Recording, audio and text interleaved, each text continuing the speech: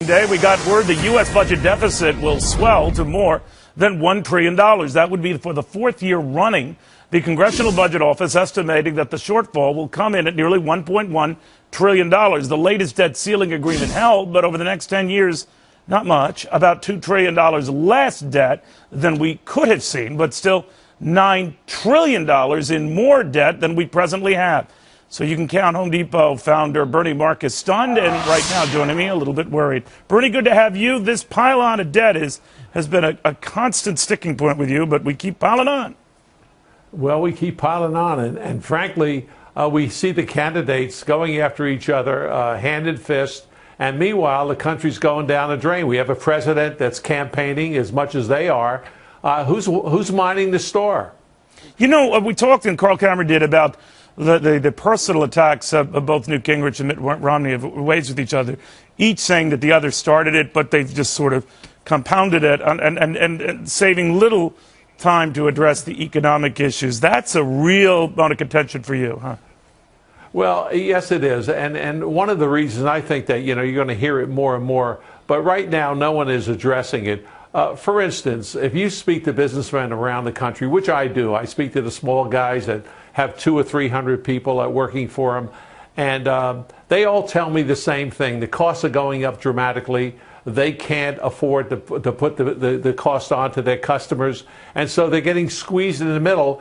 And as we see the price of oil going up and energy going up, it's becoming more intolerable. One other thing, Neil, let me tell you this. We hear so much about the 1%, people like myself, the 1%, and yet the biggest damage is being done today to the small guy, because you go to the grocery store today, you're going to find that the price of meat is up, vegetables, poultry, everything is up.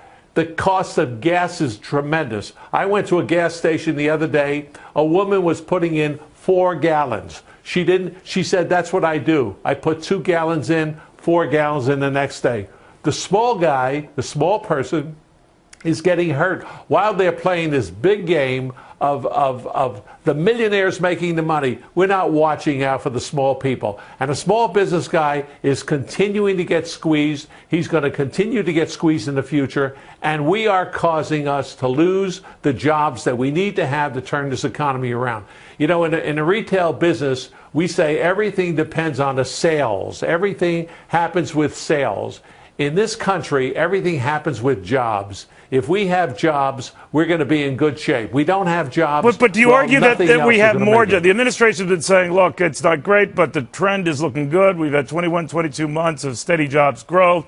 And I think they're looking at that as the wind at their back. What do you think about that? I think they're running for office. I think the whole thing is a game of numbers.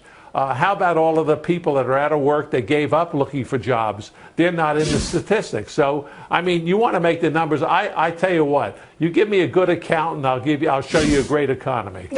Well, let me talk a little bit about the message both of these candidates, the prominent Republican candidates. I don't mean to rule out Ron Paul or Rick Santorum, but their prescription in a state like Florida might rankle some in Florida, and I'd wonder how that would register in a general election. To homeowners, half of whom are underwater in that state, we'll get into this later in the show, they're effectively saying, look, it's not the government's job to keep prolonging this. We would not recommend another federal rescue program. I think that's pretty much each their views.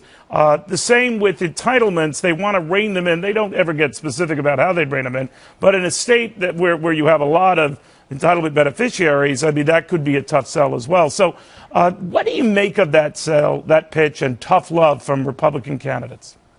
Well, I don't think they do themselves any good, and I think that they're not certainly doing the Republican Party any good. The media is loving this. This is the greatest thing in the world. In Atlanta, today's headline was all on the primary coming up. Nothing about the real issues that are really causing a tremendous amount of pain in the United States.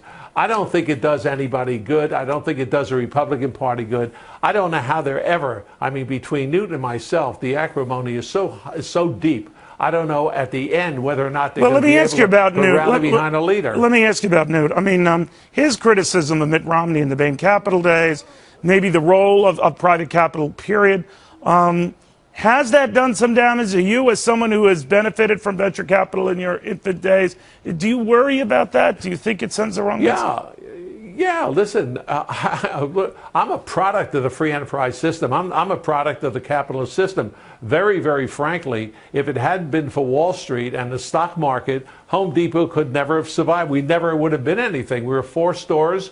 We needed money to expand. We went to the market, and we went to the capital market. We had a stock issue, and we got the money to raise more stores. We did that constantly through our career. Now, why Newt would attack the free market and the capitalist system is beyond me. It's what made America great. It's what, look, you walk around, you see poverty in the United States, but you see everybody with a cell phone. You see everybody with a TV in their house. I mean, poverty here has been helped by the fact that capitalism has been able to create jobs in America. So I don't buy that issue, and I think that Newt, I know him well. I don't know, he went off on a wrong tangent on this one. I'm sorry he did it. I don't think it helped the Republican Party, and it certainly is not going to help in the final analysis when we go to elect the president.